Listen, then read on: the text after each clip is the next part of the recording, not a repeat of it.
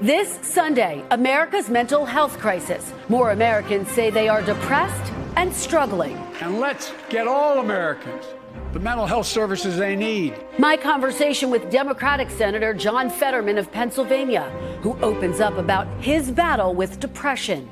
I really scared my kids, and they thought, "You won, Dad. Why aren't we enough?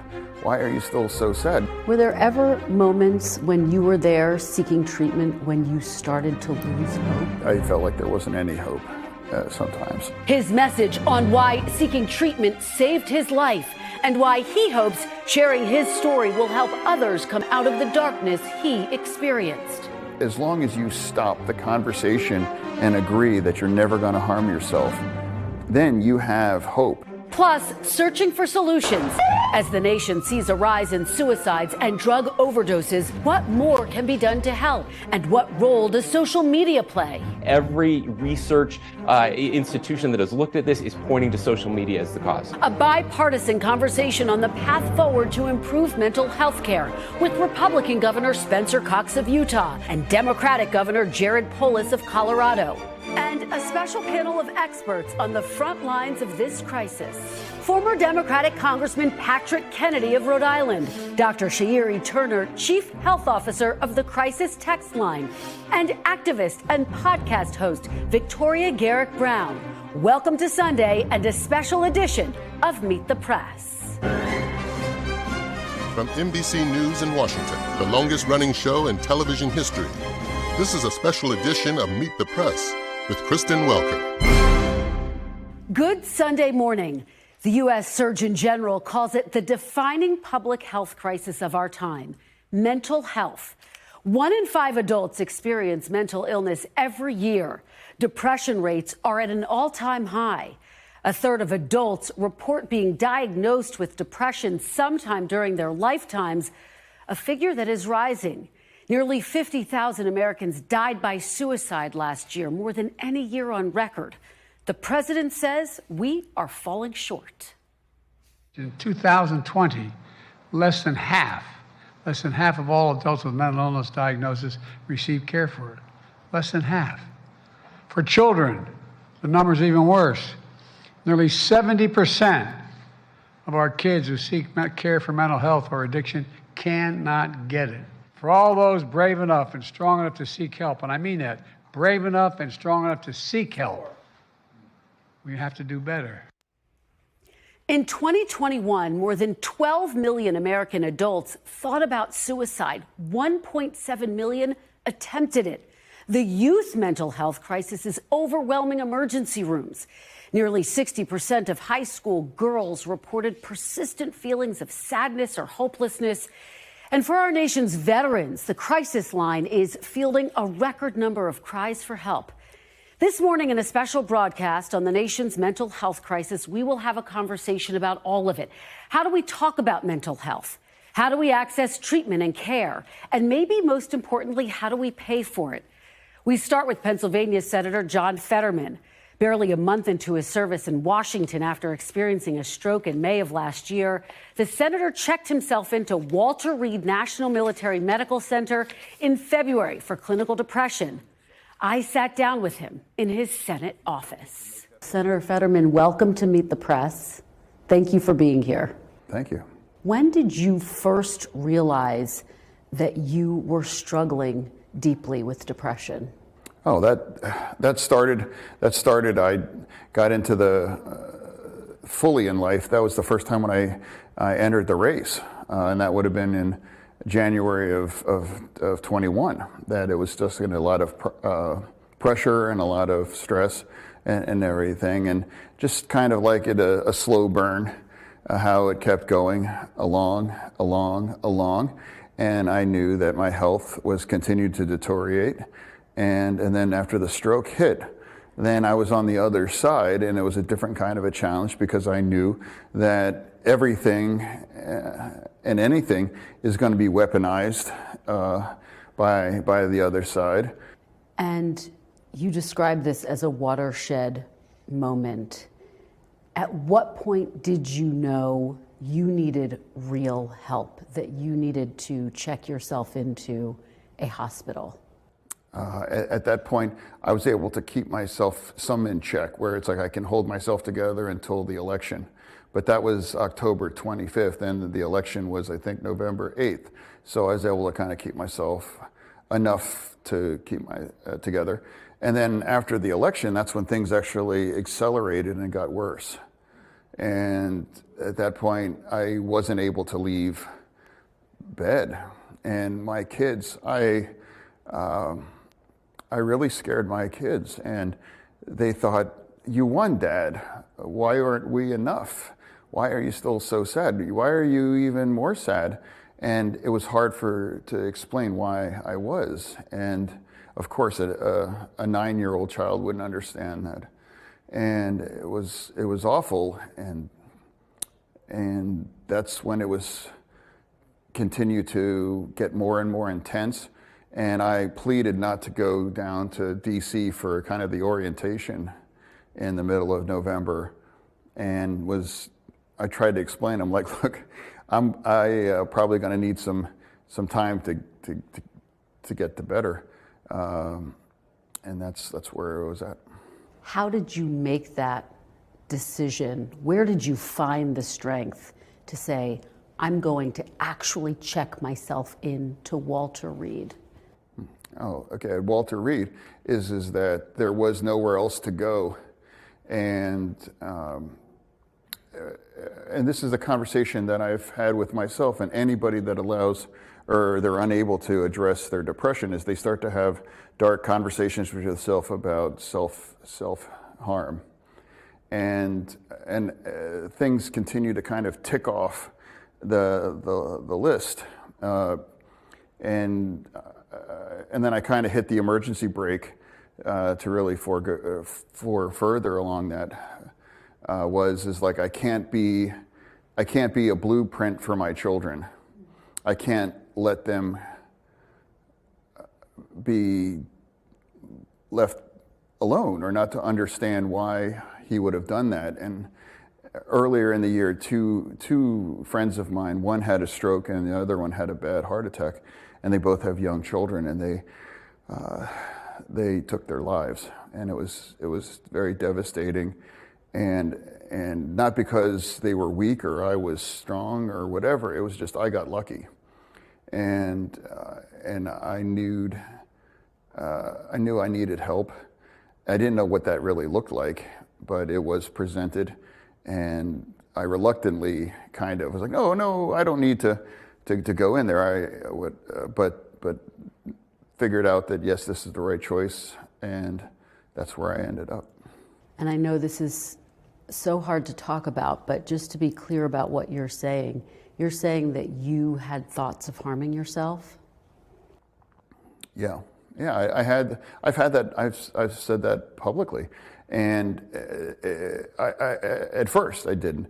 I thought at that time, well, I'm like, if I can be of most service or I can be helpful to people, it's like I have to be fully honest about it, and that's what I decided to do. And it would be my goal, is to, if somebody could hear this kind of a message and this conversation that we're having, might make a different choice. That you did have a team around you, a family around you who loved you very much, who loves you very much. And you describe it a bit of an intervention. What did they say to you to get you to make that final step to go and actually get help, to check yourself in for treatment? They just said that they were very, it just really got to that fork in the road. And it was like, would I have no idea what life would look like if I don't take advantage of this amazing opportunity? Or what could possibly happen, and I could maybe even get better, even though I didn't think I could get better. So I decided, I'm like, well, I'll take the chance. You also took the chance to speak publicly about it. Mm-hmm. How worried were you about sharing, about being honest about what you were really going through? When that it got released, that where I was and where I was going, and it was a big story, And so I had assumed that, that would be the end of my career. And I don't know what kind of impact that would have on my family or anything. So I really didn't know what would happen at that point. Were you scared? Yeah, I was desolate for the first couple weeks. Can you talk about what it was like those first few days of being in treatment? Just meeting with people there and meeting other people that were there as well. And my family would visit, my brothers would visit, and I really wasn't really, I didn't like to have a lot of conversations. I just kind of wanted to just be left alone and just stay in bed. Were there ever moments when you were there seeking treatment when you started to lose hope? Yeah, every days that end with why. It's a depression joke. And no, it's every day. Every day I felt like there wasn't any hope sometimes, and like, what do I have left? And feeling like there was no hope is what kind of drove me to that place. And that's why I want people to know that no matter how bad it might think or look right now, I'm begging you, it's not that bad. It's not that bad. And even if you think that's true, hold on. You got to hold on. And you can't imagine how much better it can get if you make the investment and the commitment to just hold that line and work to get better on that. What should people who are suffering with depression know about the treatment that you received? What was it like every day? Was it a grueling process? Was it a hopeful process? Yeah, well, to anyone that's feeling that right now, it's like I'm one of yours, and I know how much pain it is, and I don't really see it more different of a health challenge like cancer or a heart channel. Although I have a heart, I have heart challenges too, and so but it's real, and somebody may not look at you physically. It's like having nothing wrong physically, but you can't get out of bed. It's a real thing, and something is wrong with you, but it's something that needs to be addressed. And if you don't address it, you run the risk of the very dark conversation with yourself, and that you have to promise yourself that you must never, ever, ever harm yourself. And if you're able to make that promise to yourself and to your family and to people that you love, and then that allows you to, okay, that's off. So now I can face the depression and some of these other issues, and you know that you're able to deal with it. And you've talked about the fact that you made a choice in that moment. What was the choice that you made? It wasn't so there was a choice made to me. It was more of kind of like a life that I thought was gone. It was actually still there. And that gave me the kind of joy that this idea that I get a second chance. I'm able to be part of their lives again, and I'm able to get back into my life. And that gave me something to really, double up my effort to really get together. Your doctors advised you to stay off of social media. How important was that to your recovery? Everybody told me to. Everybody does. Anyone walking down the corner, I'm sure, would say, yeah, don't stay off social media. And I made the mistake. I had stayed off of it, but I made the mistake of to check it out I think it was either somewhere in late or November, early December of 22. And then it was kind of like, wow. And it wasn't the things said, because I assumed that those were, but it was the volume, just like, where is this coming from? Like, where can there be so much of this? And it's like, is this what be the rest of my life? It's like, look what it's done to me.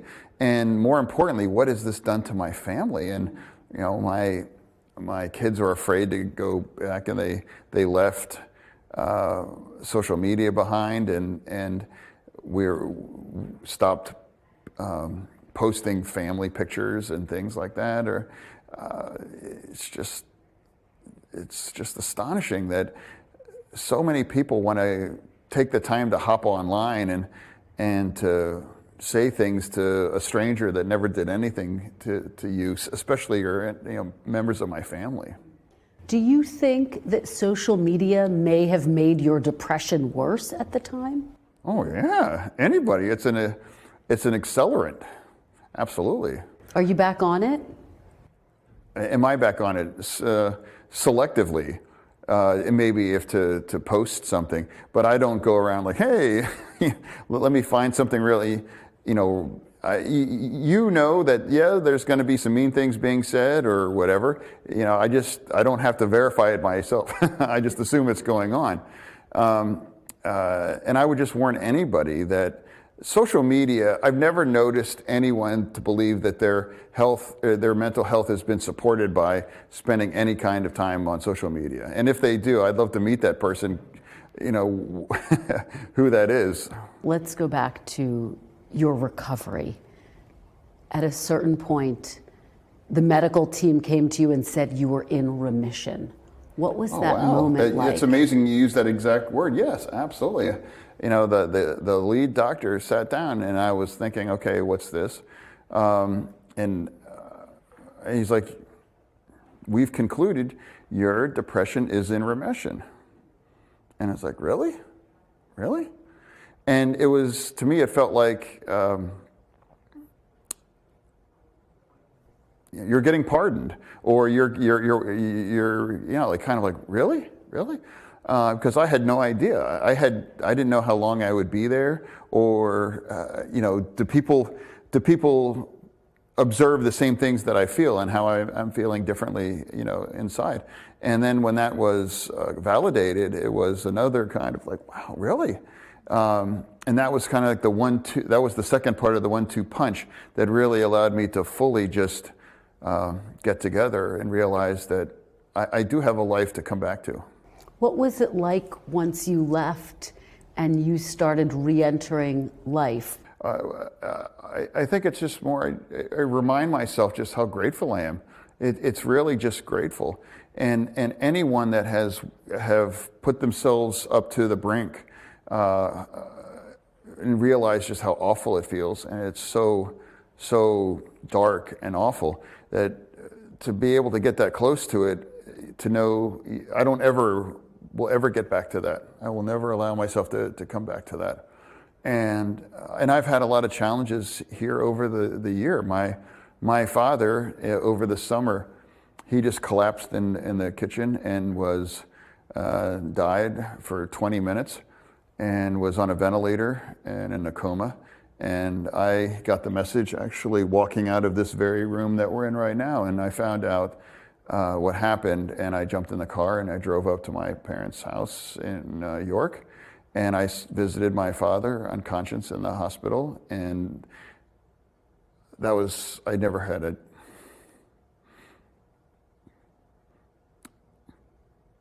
a chance to have a conversation with him, but my father would visit again and again and again to me at Walter Reed, and but now it was my duty and honor to visit with him. And despite after such a catastrophic heart attack, he now is back and made a virtual 100% recovery. Just finally, Senator, you could have tried to deal with this by not being completely honest about everything you were going through. Why has it been so important for you to be 100% honest with the American public, with your constituents, about your health journey over this past year? Well, it's a risk that I wanted to take because I wanted to help people and know that I don't want them to suffer the way or put any kinds of despair that I've been in. And if that conversation helps, then I'm going to continue to do that. Our thanks to the senator for that conversation.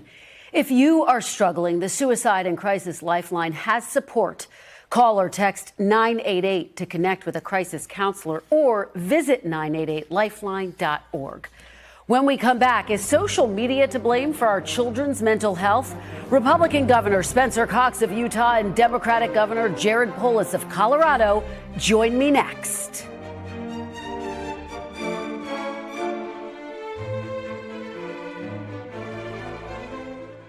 A bipartisan group of 42 state attorneys general is suing Meta, arguing the social media company designed features on Instagram and other apps to purposefully addict children and teens. Up to 95% of teens 13 to 17 report using a social media platform, with more than a third saying they use social media almost constantly. Joining me now are the chair and vice chair of the National Governors Association, Republican Governor Spencer Cox of Utah, and Democratic Governor Jared Polis of Colorado. Their Disagree Better initiative is an effort to encourage civil dialogue among leaders. Welcome to Meet the Press, both of you. Thank you. Well, let's start by talking. It is great to have you both here. Let's start by talking about the youth mental health crisis. The Surgeon General, as you know, has called it the defining public health issue of our time. Governor Cox, I want to start with you. Do you agree with the Surgeon General? I absolutely agree with the Surgeon General, and I want to give a quick shout out to Governor Phil Murphy of New Jersey, who was the former chair of the National Governors Association, who took this issue on as his initiative for a year. We absolutely believe this is the issue of our time. We have seen a 63% increase in persistent loneliness and sadness among young women, especially over the past 10 to 12 years in the state of Utah. We have seen, again, suicide rates going up, depression, anxiety, self-harm rates skyrocketing, and what we know also is it corresponds with social media becoming ubiquitous and cell phones becoming ubiquitous with our teenagers. Those numbers you cited from the Surgeon General are deeply troubling and really sad. We have to take control of this. We are going to talk about social media, and I appreciate your bringing it up. But Governor Polis, let me just have you weigh in on how the Surgeon General has characterized the enormity of this crisis.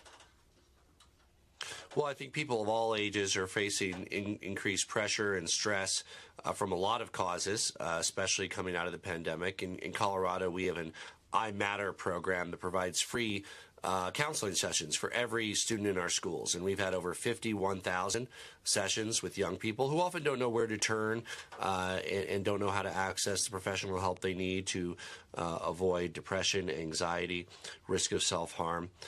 We think it's helping, but the need is great to make sure that people of all ages have access to the mental health support services they need to thrive. All right, let's talk about social media as it relates to our youth. Governor Cox, you have put a lot of blame, as you just did here, on social media. And in fact, Utah became the first state in the nation to actually pass legislation designed to limit teens' use of social media.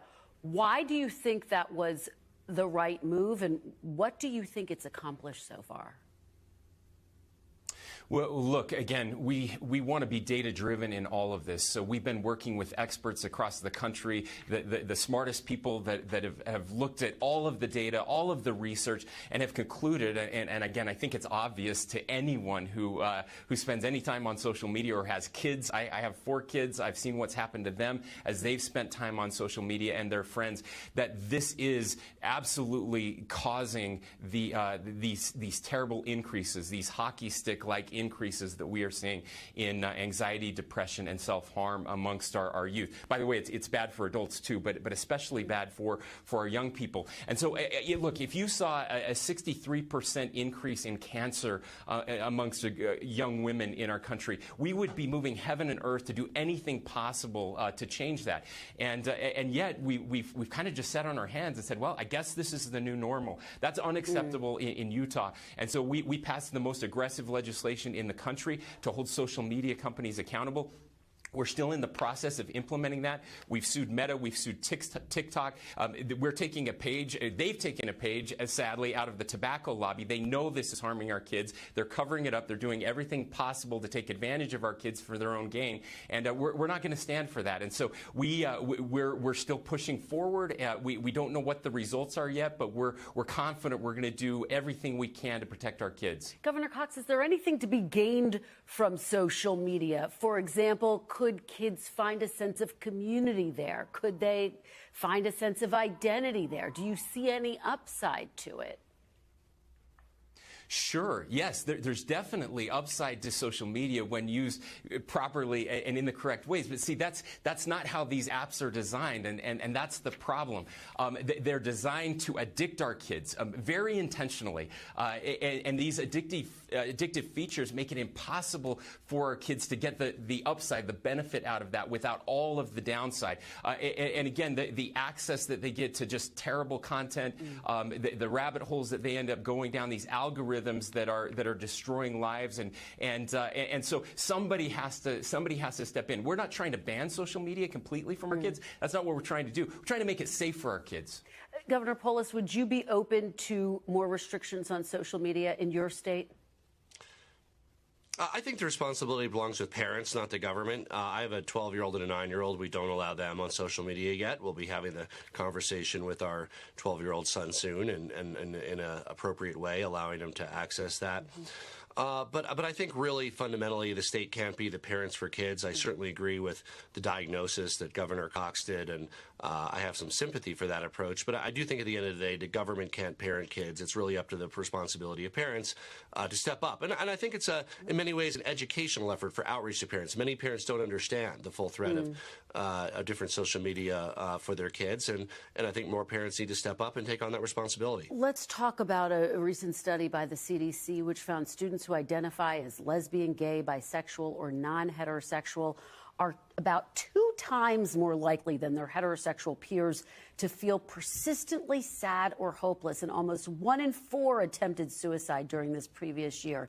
Governor Polis, how big of a crisis is that? How do you address that piece of this? So first of this, in your question to Governor Cox about the upside of social media, there's a great potential for finding community there. Imagine growing up the only gay kid in a conservative rural community, thinking you're the only person in the world, and finding that there's others like you facing the same issues you face, being able to work through those issues with them. So there are upsides to this community, but there's also a need to show that we accept and love everybody. Schools educate everybody, regardless of who you are or who you love, in every part of the state and every part of the country. And then we need to make sure we meet the learning needs and the social emotional needs of every student. Well, Governor Cox, Utah has joined 21 other states across the country banning gender-affirming care for minors, including hormone treatments. What do you say to members of the medical community, families, kids who identify as being transgender, who say that this type of gender-affirming care actually benefits their mental health, makes them feel less sad and less depressed? Well, I would say that there's still debate in the medical community about whether or not that's actually true. And so we put a pause on those surgeries and those hormone therapies until we can get more information, until that debate can be better settled, that we're not actually doing more harm to these young people than good. I want to respond to something that the Governor Polis said, because I think it's important. I too believe that parents should be responsible for social media, and it's the parents who are asking us for help. They're desperate to get more help, because what these companies have done have found ways to get around parents. And so what we're providing is more tools for parents. We're not trying as government to parent these kids. We want parents to actually have control over what their kids are able to do with social media.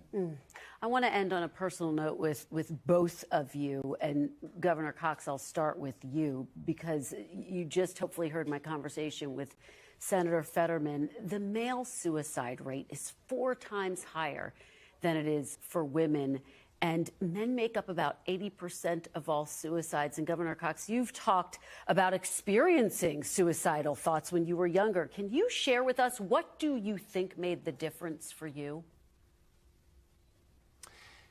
Yeah, I have, and I want to be just very open and transparent with this. When I was a teenager, my parents got divorced. I was really struggling. I thought the world would be a better place without me, and I was very fortunate to be surrounded by good people, good friends, good family who cared deeply about me and got me the help that I needed. And here's what I want to say. As dark as it was at that time, I am so glad I stayed. And to anybody listening out there, teenagers, men, women, anybody, we need you to stay. There is help available. 988. You can call that helpline right now. Please stay. We need all of you. Life is worth living, and it does get better. It gets so much better. Governor Polis, I want to give you the last word on this, and we know that suicide by firearms is also increasing. What is your message to people who are struggling in this new year? And there's small things that policy can do to help. We added a waiting period in Colorado, 3 days to purchase a weapon, at least to help eliminate those impulse suicides, get people to think about it, guns being one of the major tools that are used in suicide. But I think the key thing is destigmatizing it, talking about it. We all know people in our lives that ended their lives that way. My best childhood friend's brother committed suicide. And I think the first thing to do is to talk about it, because for too long, suicide was swept under the rug, not discussed. People were left to suffer alone in their own silos. And I think breaking down those barriers, having that discussion, making sure people have access to the help that they need when they need it is a critical piece of reducing the suicide rate. Well, this is such an important conversation, such critical information. Governors Cox and Polis, thank you both so much for sharing your very personal perspectives and also policy perspectives on this. Thank you. Welcome back. We have an expert panel joining us. Former Congressman Patrick Kennedy, author of A Common Struggle, a personal journey through the past and future of mental illness and addiction, and founder of the Kennedy Forum. Dr. Sha'iri Turner, Chief Health Officer of the Crisis Text Line, and Victoria Garrick Brown, founder of The Hidden Opponent and host of Real Pod. Thank you all so much for being here for this really important conversation. Congressman Kennedy, I want to start with you. You have been open about your struggles with addiction, and you write about the fact that your late father, the late Senator Ted Kennedy, was not pleased with your decision to speak out. How did you push past that fear, and why was it important to share your story?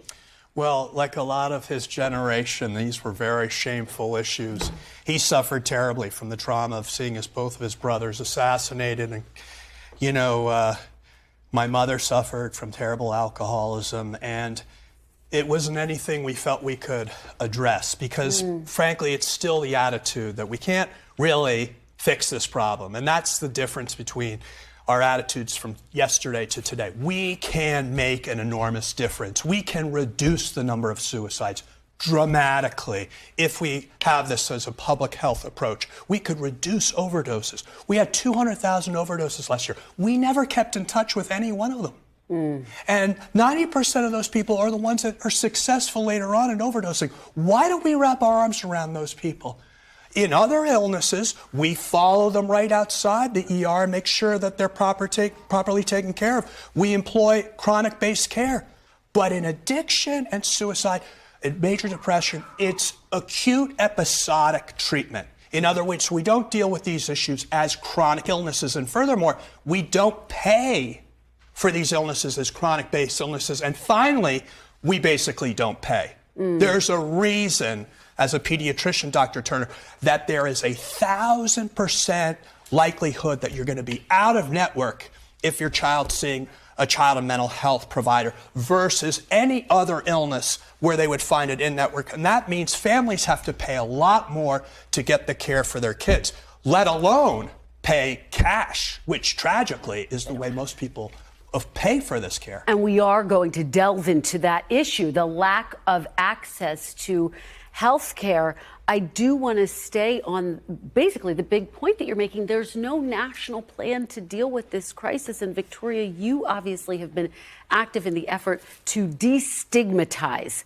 mental health. You've talked about your own struggles with depression and anxiety when you were an athlete, Division I in college. What is your message to people, and what should they take from your struggle? You know, I think there are so many more students now, athletes as well, struggling with mental health than we know. And personally, for me, I felt like I had checked the boxes I was supposed to check. Going to this prestigious college, getting these grades, having a starting spot. We won a Pac-12 championship. Everything on paper and on my social media looked picture perfect, yet I was the lowest I'd ever been mentally. And I wasn't prepared to experience those emotions because the conversation around mental health was so stigmatized that I viewed it as a weakness. And for someone who wanted to be an overachiever, wanted to succeed, you know, in societal terms, associating with weakness or feeling like I maybe would fail in some way if I admitted I was struggling, I didn't want to do that. And that prevented me from seeking help. Eventually, I got to this point where I felt I had nowhere else to turn. I'm grateful I confided in one teammate. That gave me the confidence to then see a counselor for the first time. And then from there, I began learning about the insane pressure all students are under, that it wasn't just me that was this shameful outlier who should feel embarrassed, but really this was a major crisis. And that's really what led me to the advocacy work I do now. And that's the power of finding community, Dr. Turner. Exactly what Victoria is saying, that she was able to actually open up to someone. We saw a record number of suicides last year. What is going on here? And to the congressman's point, why don't we have a national plan to deal with this? This has hit us at such a record pace, right? So we as Americans have been dealing with suicide, depression, but I think in combination with the pandemic, with the isolation of the pandemic, we are not prepared on the prevention side. We are not equipping our first responders. And who are our first responders? They're parents, right? Are parents able to have these conversations with their children? I have 2 teens myself. Can you say to your child, you're struggling, I see it. Are you having thoughts of death or dying? Same thing for teachers. Are we equipping teachers, school counselors to be at the front lines for our children? Well, you talk about being at the front lines in prevention, and I think about social media, exactly what I was talking to the governors about. How should we address that piece of this? First of all, I love what Governor Cox said. If this were any other issue, we would move heaven and earth to deal with it. In COVID, we responded right away. Everybody inoculation, everybody out there. The longest impact of COVID is going to be mental health. Yes. And yet we don't treat it. We had Tony Fauci on there every night on the news. When are we going to get that same level of attention for these issues? That's what we have to do. And I love the fact that Victoria got care.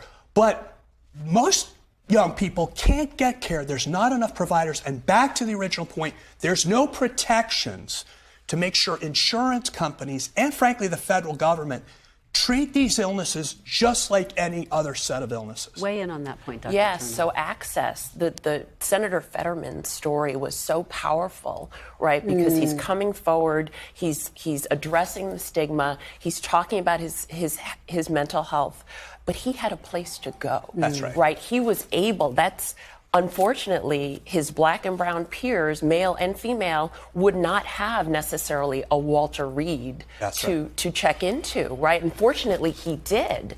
But there are so many others who do not have access to that level of care. Victoria, with the last few seconds we have here, how do you spread the word and get better access to care, especially for young people? Well, I think, you know, social media can be part of the problem, but it also can be part of the solution. And I think if we can show up authentically online, if we can, you know, share our own struggles and kind of break up this highlight reel we have going on that's only contributing to this issue, that could make a big difference. That's something I try to do online. And I'm grateful that we have other powerful voices, experts, medical professionals, using social media to share tools, takeaways to help others. Stay with us. We're going to continue this conversation on the other side of the break. You're all fantastic. When we come back, as rates of anxiety and depression skyrocket, Americans are not getting the mental health treatment they need. What more can be done to improve access to mental health care, as we're just discussing? That's next.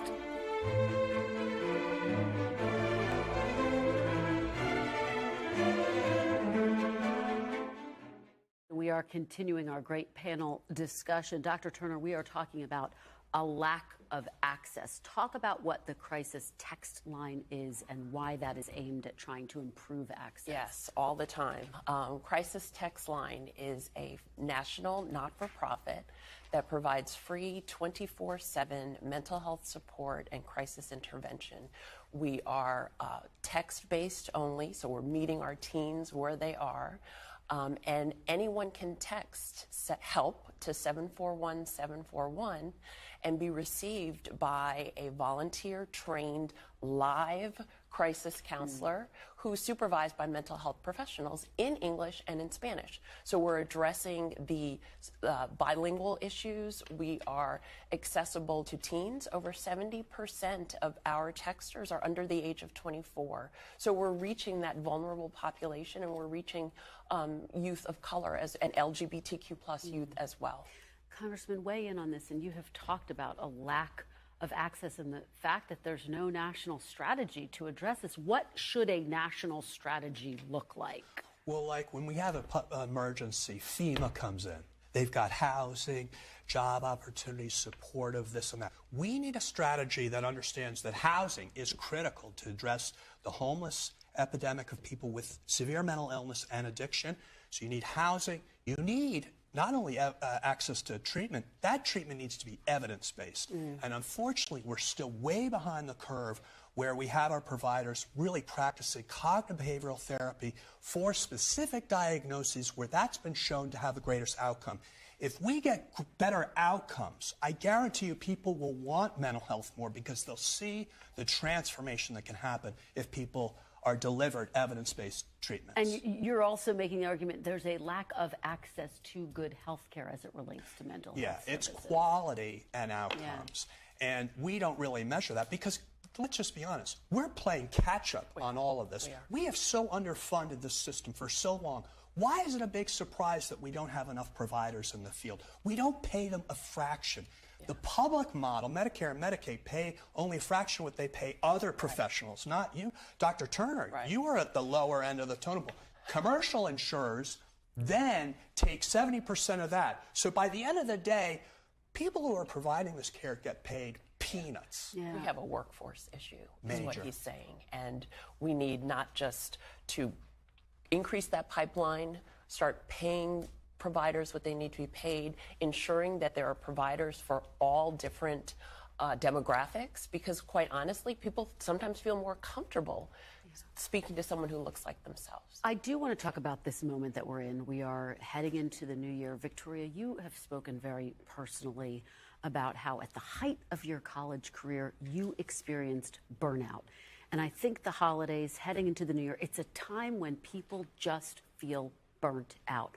Why are people so vulnerable in these moments, and what is your message to them about getting through the tough times that they might be feeling right now? Yeah, and I think we all can relate to that, and I think it's the irony of this should be the happiest time of year, and so you inflict that guilt on yourself of I don't deserve to be feeling this way, I shouldn't bring other people's spirit down, but really it's so important to prioritize ourselves and our own mental health, taking a look at our habits. You know, I recently moved my phone charger to the office because if I wake up and I look at social media and I go to bed and look at social media, I'm constantly comparing online and I'm having too much information at one time. So I think it's looking at our habits, having open conversations with loved ones as well. You talk about how damaging that comparison can be when you open up a social media app and you're looking at someone's life who looks perfect.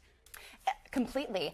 And I think, you know, students these days, it's like you talk more with your thumbs than your tongues. It's post-millennials are the first generation born and raised in an exclusively social media environment. You have 5,000 friends online, show up to campus and don't feel like you have one person to connect with. We are so connected, more connected than we've ever been, yet disconnected at the same time.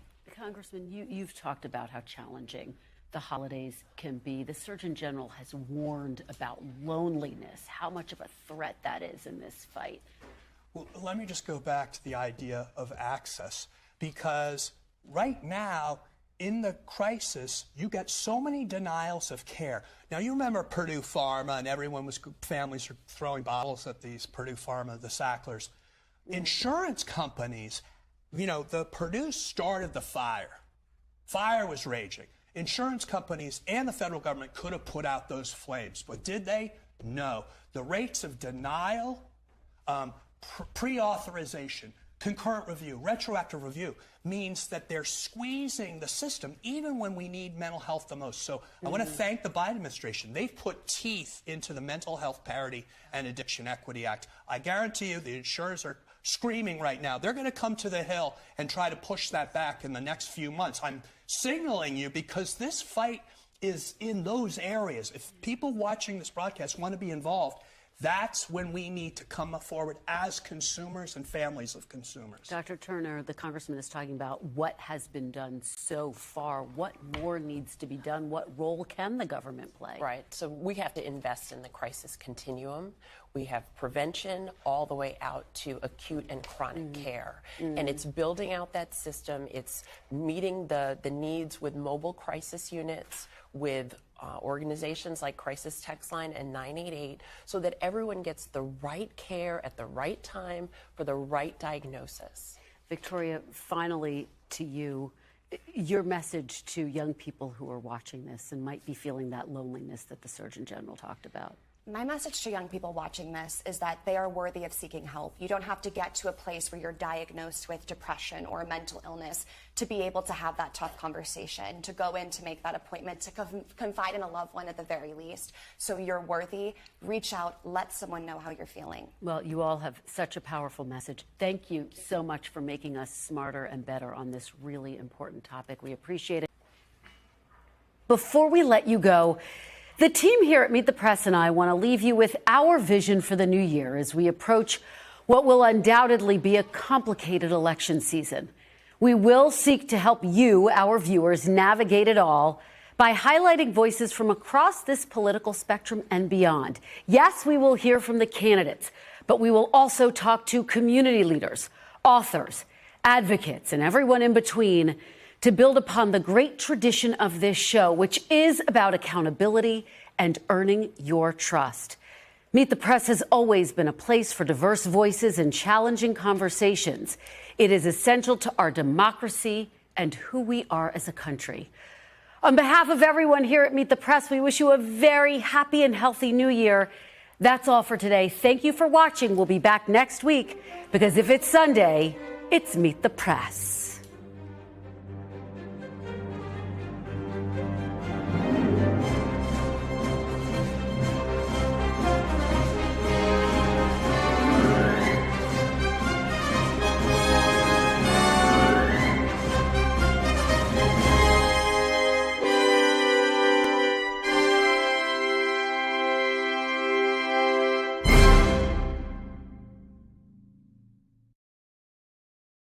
Thanks for watching. Stay updated about breaking news and top stories on the NBC News app or follow us on social media.